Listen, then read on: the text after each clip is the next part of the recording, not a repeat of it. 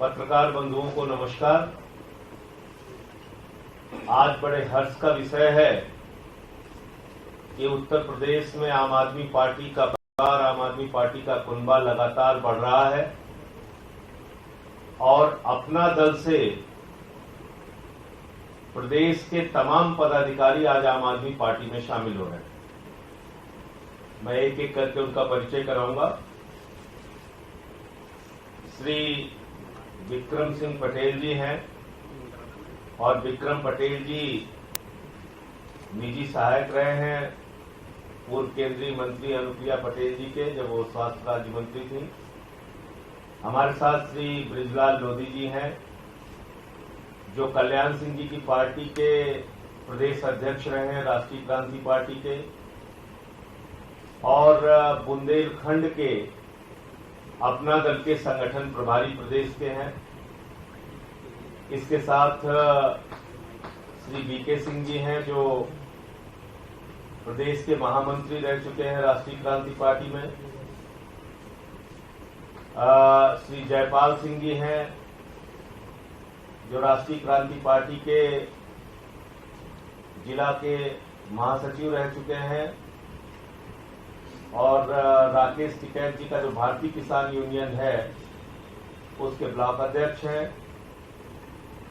Shri PS Tomar जी हैं, मुकेश कुमार झा जी हैं, IP Singh ji हैं, प्रकाश पाल जी हैं, सुधीर पटेल जी बुंदेलखंड के प्रदेश के महासचिव हैं मिहिर सेना के, और इसके साथ साथ बृजलाल लोधी जी एक अपना संगठन भी चलाते हैं जिसके प्रांतीय प्रमुख हैं अखिल भारतीय लोधी लोधा राजपूत महासभा उत्तर प्रदेश। तो मैं इन सभी साथियों का हृदय की गहराई से आम आदमी पार्टी परिवार में स्वागत करता हूं, और मुझे पूरी उम्मीद है कि उत्तर प्रदेश में जिस तरह से राष्ट्रीय क्रांति पार्टी के प्रदेश अध्यक्ष के पद पर रहते हुए और बुंदेलखंड के संगठन के प्रभारी रहते हुए अपना दल में बृजलाल जी ने और विक्रम पटेल जी ने लंबे समय तक अपना दल में रह के काम किया है, और उनके बाकी साथियों ने इनके आने से अभी जिला पंचायत के चुनाव में भी और संगठन के निर्माण में भी उत्तर प्रदेश के अंदर पार्टी को बहुत मजबूती मिलेगी। इसके अतिरिक्त मैं 2-3 विषयों पर और बातचीत करूंगा, लेकिन उससे पहले मैं सबसे पहले निवेदन करूंगा विक्रम जी से, उसके बाद बृजलाल जी से कि वो 2 शब्द आप लोगों के सामने कहें। विक्रम पटेल जी, माइक है?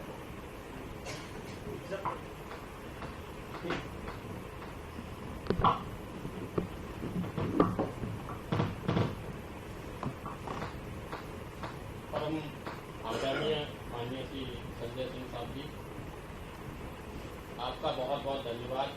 आज आम आदमी पार्टी का एक कार्यकर्ता की हैसियत से आपने मुझे इस परिवार में शामिल होने का मौका दिया। आपको बहुत बहुत और पूरे आम आदमी पार्टी परिवार को मेरी सबसे धन्यवाद।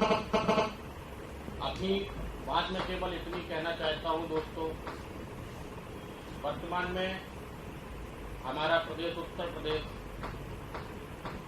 जो कि पूरे देश का एक राजनीतिक हृदय होता है, जहां से देश की राजनीति का निर्धारण होता है, उस प्रदेश की बदहाली किसी से छुपी हुई नहीं है। मैं स्वयं इस सरकार में केंद्रीय मंत्री के निजी सहायक के रूप में काम कर चुका हूं। अंदर की अगर बात कही जाए तो सिस्टम पूरी तरीके से सड़ चुका है, चाहे वो प्रदेश सरकार हो चाहे भारत सरकार हो। और हम जैसे युवाओं का जो एक दर्द है कि कहीं ना कहीं हमारे देश में, चाहे वो बेरोजगारी का मुद्दा हो, चाहे महंगाई का मुद्दा हो, चाहे शिक्षा का हो या स्वास्थ्य का हो, वर्तमान राज्य सरकार और केंद्र सरकार का किसी भी तरीके से कोई भी ध्यान नहीं है। केवल जुमलेबाजी और धर्म के नाम पे लड़वाने का जो काम ये सरकार कर रही है, हम युवाओं की एक जिम्मेवारी है। इसमें मुझे स्वयं में अनुभूति हुई कि मुझे खुद एक राजनीतिक कदम बढ़ाने के स्वरूप में एक ऐसी पार्टी में जाना चाहिए जो स्वास्थ्य, शिक्षा, रोजगार और सुशासन के लिए जानी जाती है। अरविंद केजरीवाल जी की सरकार, दिल्ली सरकार का जो मॉडल है, आज जन जन तक ये खबर है कि अगर कहीं काम हो रहा है, जन के हितकारी योजनाएं जो बनाई जा रही हैं, जिनको धरातल पे भी उतारा जा रहा है, केवल योजनाएं बनाई नहीं जा रही, उतारा जा रहा है, तो वो केवल एक सरकार है, अरविंद केजरीवाल जी की सरकार। और आज उत्तर प्रदेश की जनता इस बात की आस लगाए बैठी हुई है कि काश हमारे यहाँ आम आदमी पार्टी आए और हम उससे जुड़ना चाहें, और 2022 में या आगामी पंचायत चुनाव में निश्चित रूप से हो सकता है, अभी हमारा संगठन नहीं है पार्टी का, लेकिन वहाँ का जो वोटर है, वहाँ का जो मतदाता है, वहाँ की जो माताओं बहनों का दर्द है, वहाँ जो बेरोजगार युवा का दर्द है, वो जानता है कि इस दर्द को अगर कोई बांटने वाला है, इस दर्द का कोई दवा देने वाला है, तो वो एक ही पार्टी हो सकती है, वो है आम आदमी पार्टी की सरकार। और किसी उम्मीद के साथ मैं आज इस परिवार में जुड़ा हूँ, इसके लिए मुझे आप सभी का बहुत बहुत सहयोग, आभार, अभिनंदन, धन्यवाद। धन्यवाद। अब मैं ब्रिजलाल जी से अनुरोध करूंगा कि वो अपनी बात रखें।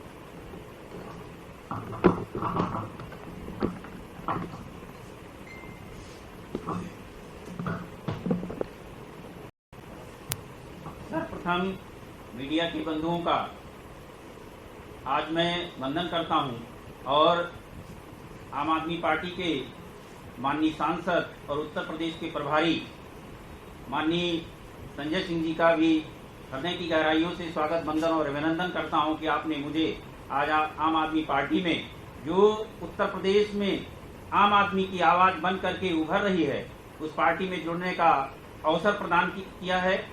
उत्तर प्रदेश एक बड़ा राज्य है और जब से देश में, खासकर उत्तर प्रदेश में भारतीय जनता पार्टी की सरकार आई है, उत्तर प्रदेश का चाहे युवा हो चाहे किसान हो, लगातार इस चिंता में है कि आने वाले समय में हमारा क्या होगा।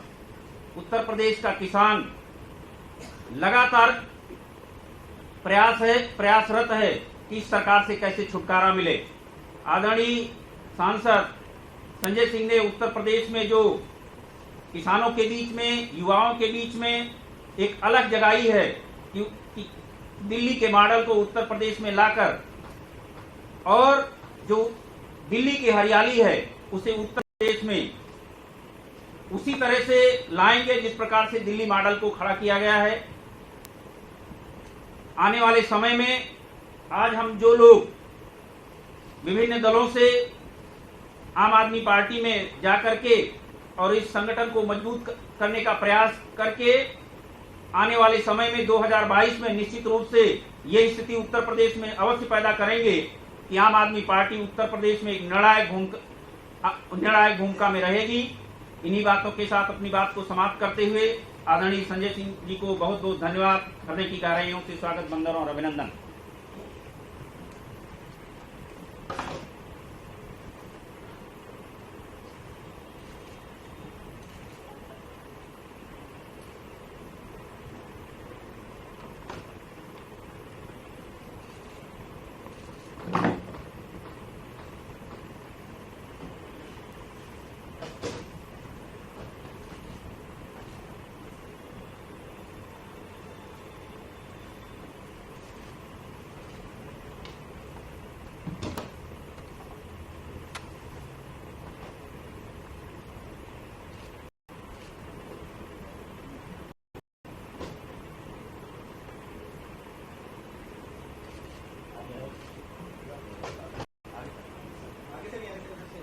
हाँ, बस यहीं आ जाओ, इधर आ जाओ।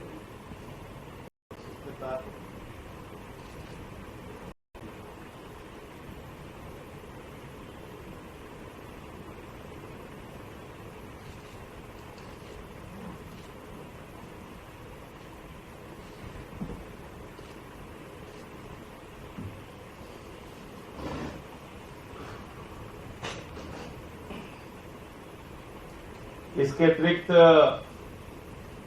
इस समय जो दिल्ली सरकार के साथ केंद्र की सरकार, भारतीय जनता पार्टी की सरकार सरकार को खत्म करके एलजी का शासन लाने की कोशिश कर रही है, उसके बारे में आपसे बातचीत करना चाहूंगा। देश के सुप्रीम कोर्ट की संविधान पीठ ने स्पष्ट तौर पे 2018 में फैसला दिया कि दिल्ली में सरकार का मतलब लोकतांत्रिक ढंग से चुनी हुई, जनता के वोट से चुनी हुई एक सरकार, जिसका अगुवा दिल्ली का मुख्यमंत्री होगा, एलजी नहीं होगा। उस आदेश में माननीय सर्वोच्च न्यायालय ने कहा, संविधान पीठ ने कहा, 3 विषयों को छोड़कर पुलिस, पब्लिक ऑर्डर और जमीन, इन 3 विषयों को छोड़ के सारे अधिकार दिल्ली की चुनी हुई सरकार के पास, केजरीवाल सरकार के पास होंगे।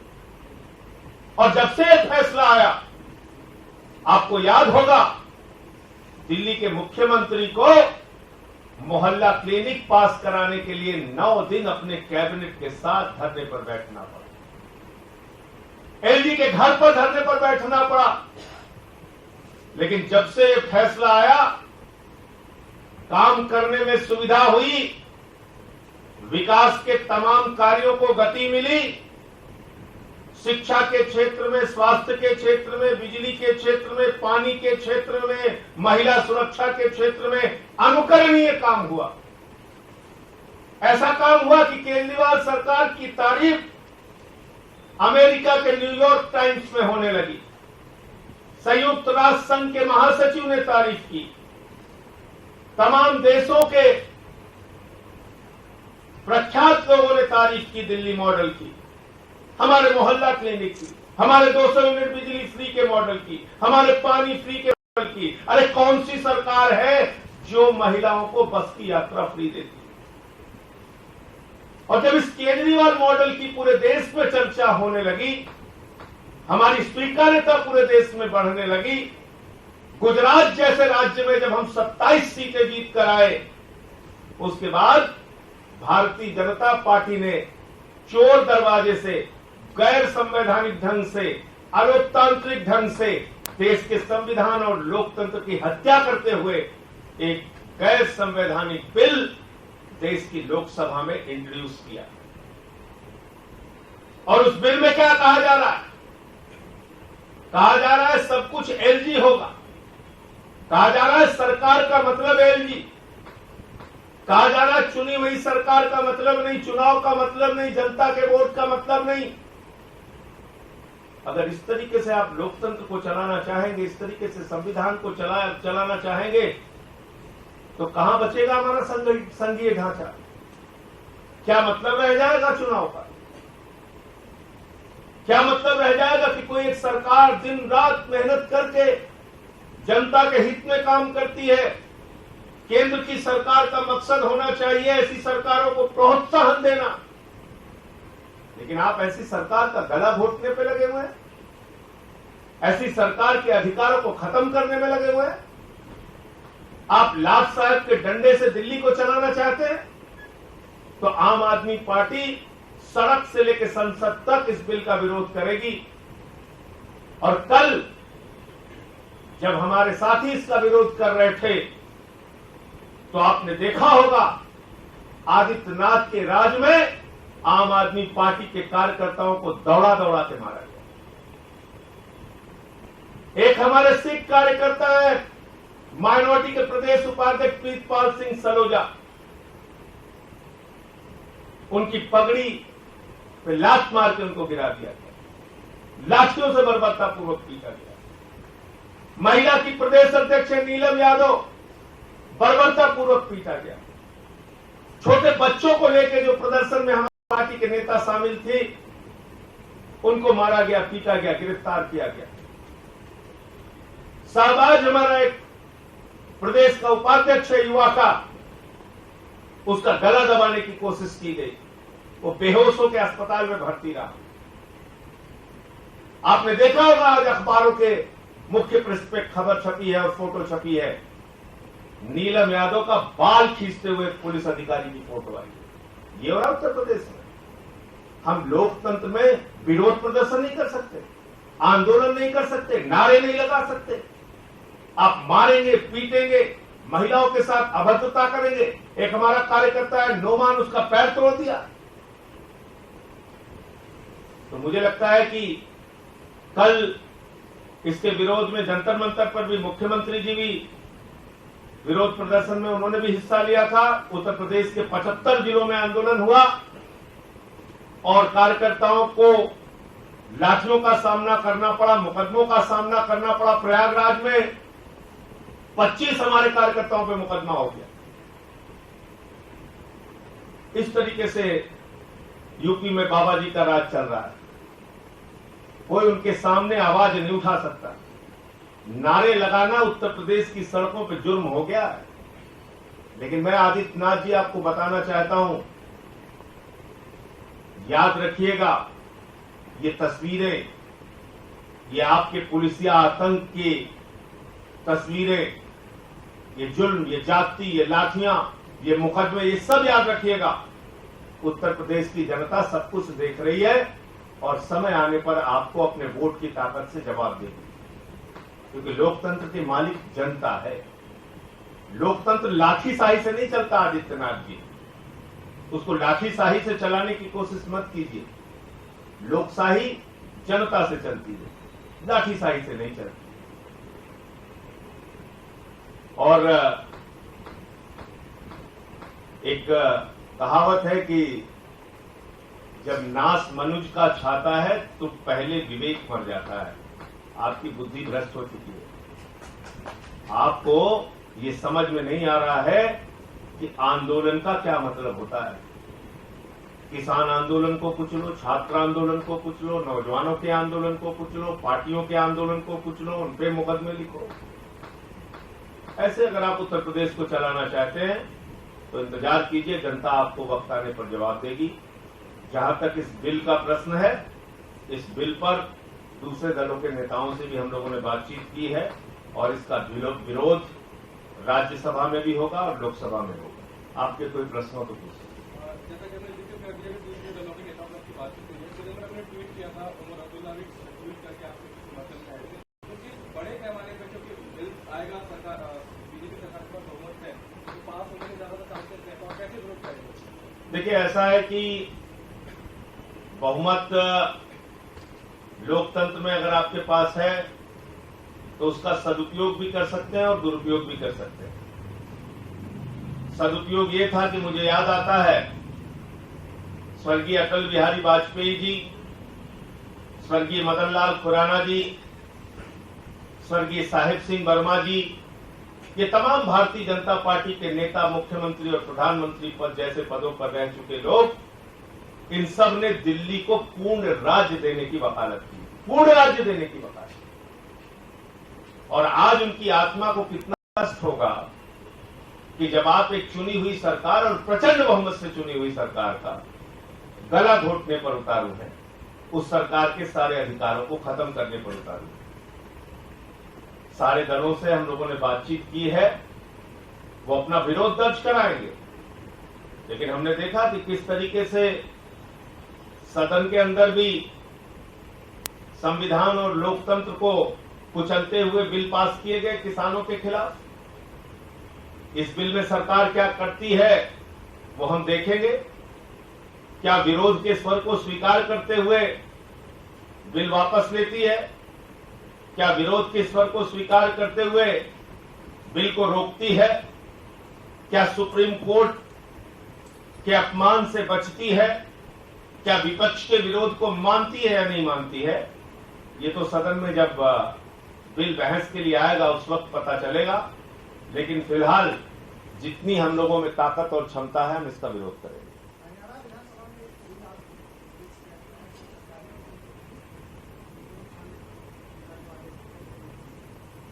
तो सरकारी संपत्ति का तो सबसे ज्यादा नुकसान भाजपा ही कर रहे हैं। रेल बेच रहे हैं, सेल बेच रहे हैं, कोल बेच रहे हैं, बीपीसीएल बेच रहे हैं, एलआईसी बेच रहे हैं, बैंक बेच रहे हैं, सड़क बेच रहे हैं, बिजली बेच रहे हैं, पानी बेच रहे हैं, एफसीआई के गोदाम बेच रहे हैं।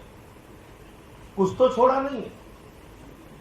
सरकारी संपत्ति का सबसे ज्यादा नुकसान भारतीय जनता पार्टी के लोग कर रहे हैं। और इसके साथ साथ आरक्षण की जो व्यवस्था है इस देश में, ये पूरी तरीके से समाप्त हो जाएगी। यदि मेरी बात सुनने में हो सकता है कि लोगों को अभी न समझ आ रहा हो, लेकिन अगर सारी कंपनियों का, सारे सरकारी क्षेत्रों का आप निजीकरण कर देंगे तो आरक्षण तो अपने आप खत्म हो जाएगा। और इस बार कोई सवर्ण और अवर्ण और पिछड़ा और दलित का ही सवाल नहीं है। याद रखना, एक सेक्शन और बन गया है, EWS, इकोनॉमिकली वीकर सेक्शन, जिसमें सवर्ण भी आते हैं। इसलिए न तेरा है न मेरा है, ये हिंदुस्तान सबका है। और नहीं समझी गई ये बात तो नुकसान सबका है। जब निजीकरण होगा तो ST का रिजर्वेशन, SC का रिजर्वेशन, OBC का रिजर्वेशन और सवर्ण तबके के लिए बनाया गया EWS का रिजर्वेशन अपने आप खत्म हो जाएगा। तो जो इस सरकार की मानसिकता और विचारधारा है, सब कुछ पूंजीपतियों को बेच दो, पूरा हिंदुस्तान बेच दो, उसके तहत ये सरकार काम करेगी। इसलिए सरकारी संपत्ति पर कम से कम भाजपा को कुछ बोलने का अधिकार नहीं।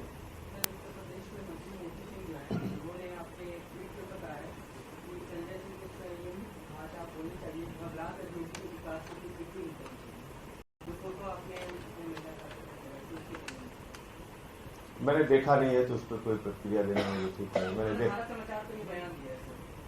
मैंने उनका कोई ट्वीट देखा नहीं है।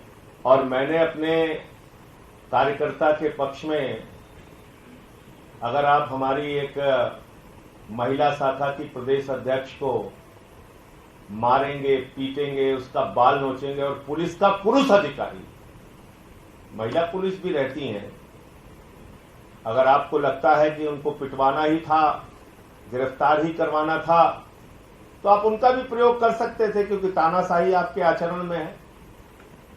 लेकिन किसी पुलिस अधिकारी से बाल खिंचवाना, तो मैंने उस पर लिखा है। अब कोई उस पर क्या कहता है, मैं उसके बारे में टिप्पणी नहीं करना चाहता।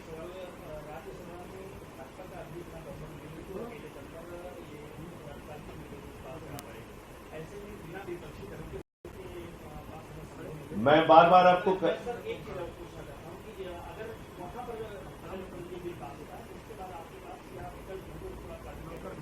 उसके बारे में देखिए, अभी तो पहले पूरी कोशिश होगी कि संसद में ये बिल रोका जाए, और ये अलोकतांत्रिक है, गैर संवैधानिक है और सुप्रीम कोर्ट की संविधान पीठ के भी खिलाफ है।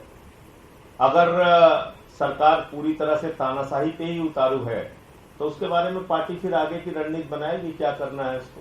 लेकिन अभी फिलहाल का प्रयास हमारा यही है कि हम लोग जो है वो कोशिश करके और इस बिल को राज्यसभा लोकसभा में रोकने का प्रयास करें।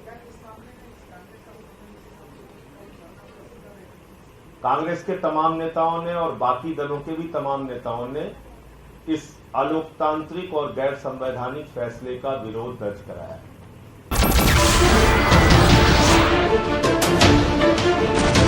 नमस्कार, मैं हूं मानक गुप्ता।